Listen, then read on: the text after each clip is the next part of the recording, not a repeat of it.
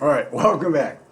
Okay, so now we're going into government fiscal policy, okay? And remember, fiscal policy, just like monetary policy, can be expansionary, can grow the economy, or it can be contractionary. Honestly, typically when you think of fiscal policy, you think of a government trying to, heat up, a lukewarm economy, trying to get aggregate demand, spur aggregate demand on. So in rule of thumb, generally you think of fiscal policy in terms of expansionary. But it could be contractionary. Let's say an economy is overheating and the government's worried about inflation taking off, this or that. So it can use tools to contract an economy. It's basically three areas. It boils down to government spending, government taxing, and transfer payments, okay? And remember, this is economics, so either way, you can, you do one or you do the other. One can make it grow, you do the opposite, it'll contract an economy, all right? So, if we increase government spending, that is going to be expansionary. We decrease government spending, it's going to be contractionary, okay? It just makes sense. And some programs work better than others. In 2009, the American Recovery and Reinvestment Act. Well, it just wasn't big enough. It wasn't big enough to move us out of, the area of recession that we were in, okay? But in general, think of it, we don't have jobs, and all of a sudden the government starts a big spending program. There's let's say a big bridge project that, here in Detroit, and all of a sudden you and I have we have a great paying job, and it looks like this is going to be a pretty long-term commitment, so we've got a great paying job for 5 years. How do we feel? Well, we feel pretty darn good, all right? And we're going to go out and we're going to, again, that snowball effect, we're going to go out, we're going to buy the flat screen TV, we're going to, buy some extra furniture for the home or something. We're going to, we're doing better, we feel better, so government spending is expansionary. Now, on the reverse, if it starts cutting back on programs, I got laid off and you're still working, but your brother got or sister got laid off, things are starting to get tight, that is contractionary. That will contract an economy, okay? Government taxing, all right? Sometimes it's really a bad idea, right? Because you increase taxes, you're going to contract an economy. You decrease taxes, you're going to increase the economy, expand it. Bad idea, the Revenue Act of 1932, that was really a bad idea. Sometimes it's a little helpful. There was an Economic Stimulus Act of 2008. That helped a little, again, not it wasn't a huge help. Then there was the Tax Cut and Jobs Act in 2017. That was significantly more helpful, okay? And we can go back even further than that. John F. Kennedy, back in 1962, okay? So again, it doesn't matter whether it's Republican or Democrat. Here we have John F. Kennedy, iconic Democrat president. He slashes the marginal tax rates in 1962. And what does it do? Well, it stopped the flash crash of 62, prevented us from going into what might have been a very severe recession, okay? Number three, transfer payments. The government transfers money, Social Security, unemployment compensation, it transfers money from one part of the economy to another. All right, and again, increasing transfer payments will expand the economy. Cutting back on them will contract the economy. We saw it with COVID. What did they do? They increased the unemployment compensation. All right, and it was that was trying to keep the economy from falling even further, but rule of thumb is you increase unemployment payments, it's going to expand or it's going to help the economy, okay? And conversely, if for some reason times were normal and they decided to cut unemployment compensation by 20%, that would contract the economy. Social Security, I mean, your grandparents are pretty happy. In January, February, and March, they got a fairly significant increase finally in their Social Security. Now, that had to do more with the CPI adjusting their payment, but in general, increasing that transfer payment is going to tend to expand the economy. And for older folks, who may be on, probably are on fixed income, that's a big difference. 80 some dollars a month, that is a big difference, okay? And they will be more than likely, we talked about marginal propensity to consume, they will be more than likely to spend that money, okay? And God bless them, that's great. All right, so these are the three components of fiscal policy. Now, are there problems with fiscal policy? Well, unfortunately, yes, there are. All right.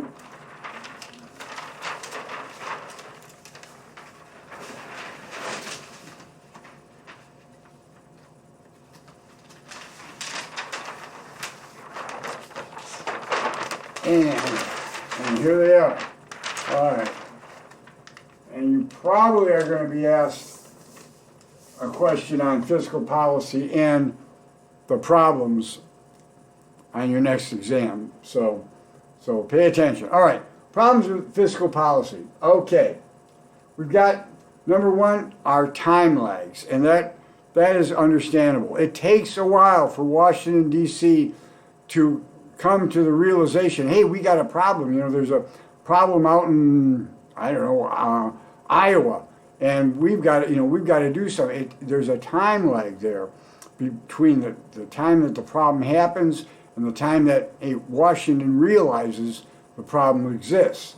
So we got that. Then we have, it takes time, and Washington, they love to have meetings, so they're going to have meetings and conferences and studies done, and get let's look at it from this angle, from that angle. Anyway, it takes a lot of time. I've been involved when I was at school for 4 years there. I saw some of the folks that worked, in this area. So again, it just takes time to develop. And finally, when they realized the problem exists, they finally came up with what they think is a solution. Now let's implement it. Well, it's just like if you have a really, really bad headache and you take extra strength Tylenol. You take it and you're not, after 15 seconds, you're not saying, well, gee, I don't feel better. No, you understand that, well, it's going to take a few minutes to work. Same thing with the fiscal policy program that they developed to address a certain problem.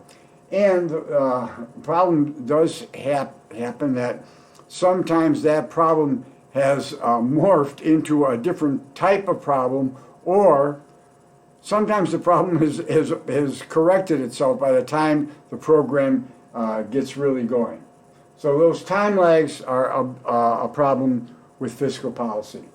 Number two, crowding out. All right, what does that mean? Well, typically, and this generally refers to an economy that's not a real slow economy. Okay, we're talking about an economy that's doing pretty well.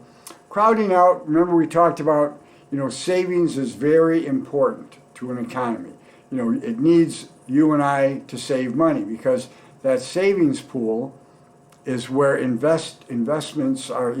Investment borrowing is drawn. It draws those funds from that savings pool. Okay. Unfortunately, that savings pool is also where, if the federal government needs money, they're going to draw from that pool as well. So let's say you and I were real good last year and we saved $5 billion, okay? I already kind of put it up here. So now if we save the $5 billion, all right, but let's say government discovered that they, and we're talking about spending, income and outflows, They were about $4 billion short, okay, this year. So government says, well, okay, we're going to borrow the money. And they do. So what they do is they're borrowing. And what's happening? Well, we got all the investment firms here trying to borrow investment funds for projects, but as you can see, they're getting crowded out by the government. Okay, and that happens in an economy. Now, if the economy is very slow, typically you don't see crowding out because common sense will tell you, well, government really didn't need the money, and there's not a whole heck of a lot of business investment. So if the economy is slow, we may not see crowding out. But under normal circumstances, or if the economy is heating up, you'll see this phenomenon. The last one is savings shifts, all right? We used to call it the Ricardian equivalence. And what is equivalent? Well, it has to do with, you and I, let's say you're home with your family and watching TV, and on the screen it says, government's coming in with a huge spending program next year. And so you're thinking, wow, a huge government spending program, brother, that's gonna be expensive. How are they gonna pay for that? There's got to be higher taxes. So what saving shifts means is that folks, when they see that happening, generally will say, well, we better curtail our spending a bit and start saving more. So the cutting down of their spending, government is spending more, but by consumers cutting back on their spending, it balances each other out. So it doesn't have, the government spending doesn't have as big an impact as it might have. Okay, because when folks hear about the government spending program, they start to consume a bit less. So it takes some of the strength, out of that. All right. So now remember, when we talk about fiscal policy, it tends to be counter-cyclical. And we talked about the business cycle and the ups and the downs of the business cycle. What does that mean? It means basically it's trying to smooth out the highs and it's trying to cushion the lows, okay? Remember, for macroeconomists, what we're trying to do, we're trying to get this nice, rather smooth line of growth, okay? So the policies, fiscal policies, are trying to do that, smooth out the growth. Push down, cap off the highs and cushion the lows. Capping off the highs, an example would be a progressive tax system. So you and I, let's say we got a great raise, a substantial raise. Well, and boy, we're feeling great. Do you get to keep all of that? Well, no, you don't. Not only do you not get to keep all of it, but if it was a substantial raise, it probably shifted you into a higher tax bracket, so your Uncle Sam is taking away a bigger chunk of that money. That's exactly what's happening here. It's smoothing out the highs, okay? On the other hand, let's say we were out of work, okay? Well, it's not quite as bad as it sounds because the government has unemployment compensation to cushion the lows, okay? And they go in, does a law have to be passed or does Congress have to be? No, they're already built into the economy. So that's why they call them automatic stabilizers. They automatically are in our economy already, and they kick in automatically. You get a huge raise, don't worry. You will see that automatic stabilizer kick in. And God forbid, if you get laid off or something, that unemployment compensation will be there to help, to help cushion the low. Okay? All right. So now we're talking about fiscal policy. It can be, and again, demand side or supply side. I'm so tired of folks saying, oh, supply side don't work. Look, the economy needs both. demand side and supply side. We just can't say, oh, the heck with supply siders. What's that? We need both. We need the demand side and the supply side, okay? Some things that go, spending and taxing effects for suppliers, investment credit for new machinery. This really hit us in the 80s because we were coming on 1980, we were in a tremendous recession. We had, it was stagflation. Boy, it was a great classic example of stagflation. We had rising prices and a stagnant economy. This kicked in, and it was a 15% investment credit on new machinery. It was fantastic because a credit is like a double what a deduction is. So what I mean by that is, you can deduct things from income, legitimate deductions. So you may not have to pay a tax on it, but a tax credit is saying, oh, we're going to say this money you actually paid the government, as part of anything that was due. So it's pretty much, basically a double deduction. So for instance, if you bought a $1 million piece of equipment, you got a $150,000 tax credit, all right? That means $150,000 would go right, to Uncle Sam to take care of some of your corporate taxes. It was very effective. R&D credits to expand COVID research. Well, obviously we needed that. Subsidized education and training, always important. Subsidizing education and training. You folks, if any of you have student loans, and I know some of the loans can be a little high. The only thing I can say to you, it is absolutely worth it that you get your degree. You'll be so much happier in your career, okay? And I know they always throw out examples of, well, this guy or this girl never finished college or just went to 3 years of high school and they're doing great. Yes, that's fine. And there always will have, folks like that. And God bless them. But, when you think about it, that's typically the exception that proves the rule. So, I give you credit for, advancing your education, and which will enhance your career. Okay? All right. Lowering corporate taxes, okay. That usually gets a lot of press. People are on top of that one. And lowering marginal tax rate. But JFK, when he lowered the marginal rate for you and I, he also lowered some of the corporate taxes too. So, there's something to be said for that. Okay? And are there different multipliers for the demand and supply? Sure, but remember, again, the multiplier is you take our marginal propensity to consume, meaning how much, we get new money coming in, we got a $1,000 raise. How much of that $1,000 do we spend? And from what we were talking about before, we were saying, okay, we'll spend $750 of it. So it is the change in our spending over the change in our income. Well, if we got the $1,000, and that would be a change in income,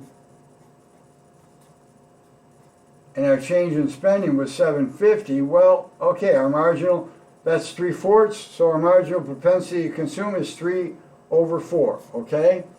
And I take that fraction and I plug it in there, and it ends up with 1/1/4, which ends up to be 4. Now, different folks have different, yes, there's going to be a different marginal propensity to consume for a poor older couple that are living on a fixed income. Yeah, you bet. They got some extra money in Social Security. God bless them. Yeah, their marginal propensity to consume is probably going to be extremely high. Would probably approach 100% of that new money.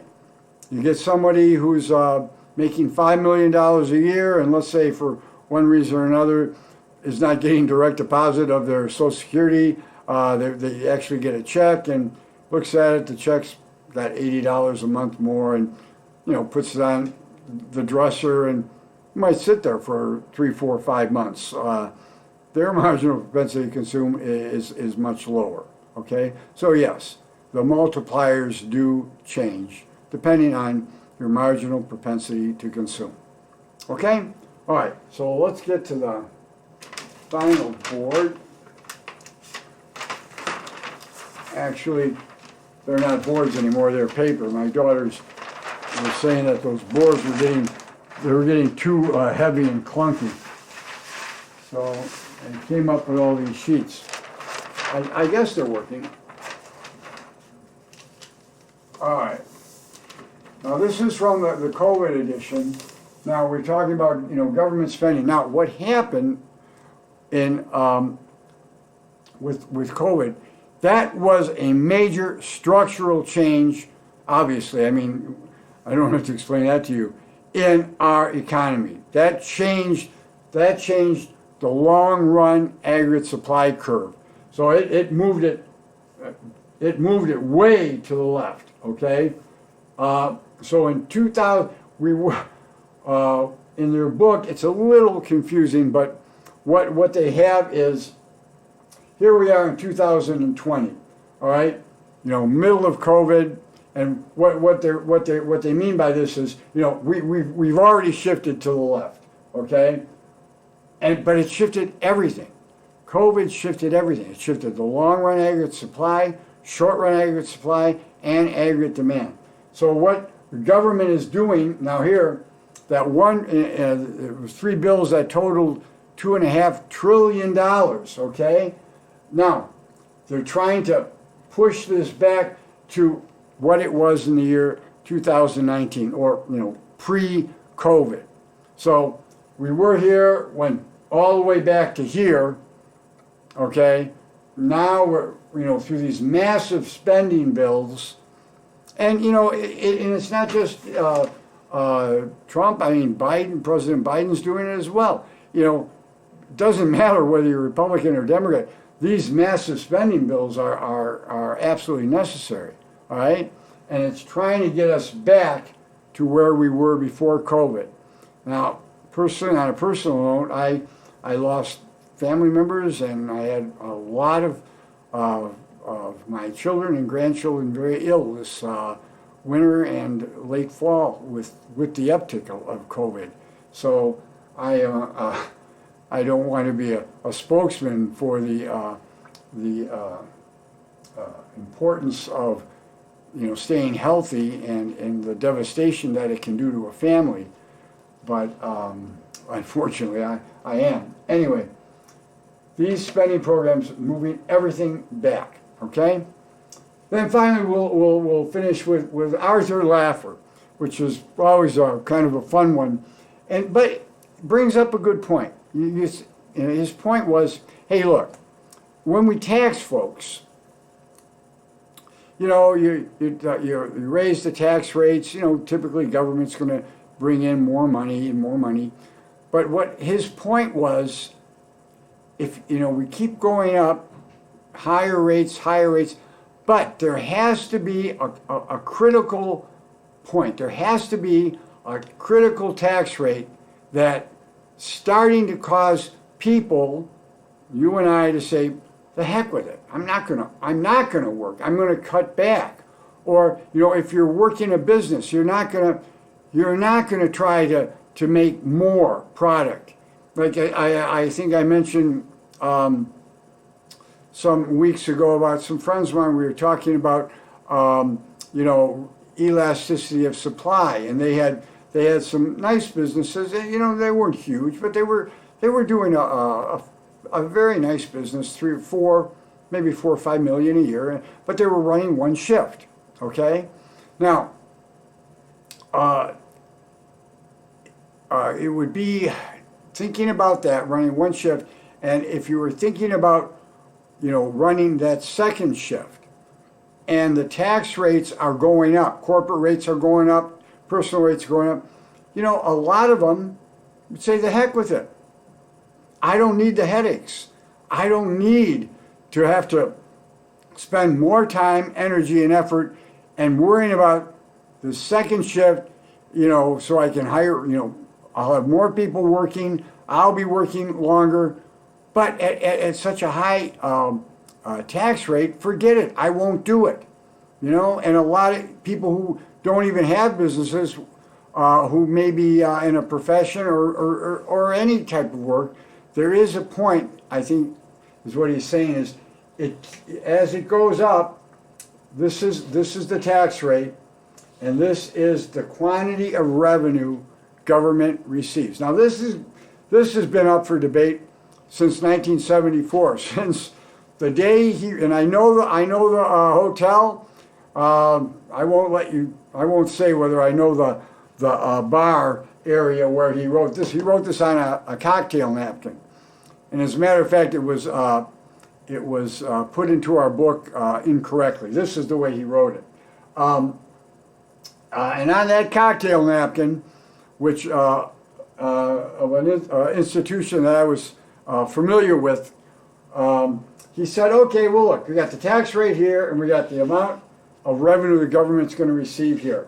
We keep raising the tax rate, government's going to get more and more and more and more money, but there is a critical point that if they go above it, you know, with the rates being too high, people are going to cut back, businesses are going to, you know, not expand for sure, and if anything, they may cut back a bit, and what's going to happen is the actual income to the government is going to be at these extremely high rates. It's going to be getting smaller and smaller. Still up for debate. It seems to have there is some common sense to me about that. Again, some folks say absolutely correct. Some folks say, well, we have to modify it. We have to take this in consideration or that. But anyway, that's basically a Laffer curve. That eventually, if the rates are too high, you know, the income will be cut, the income to the government. And in 1962, that's what John F. Kennedy did. He slashed. Those marginal rates were extremely high. I mean, you know, we're talking 90%. I mean, holy smokes, who's gonna put out and do extra work when 90-some cents on the dollar is going to Uncle Sam? It was it was a killer. And John F. Kennedy, and that would be something like in this area, and that's 100% here, and so he lowered the rate, which helped improve the revenue for the government. Okay? All right, everybody. You're doing fine. Keep up the good work, and I'll see you next week.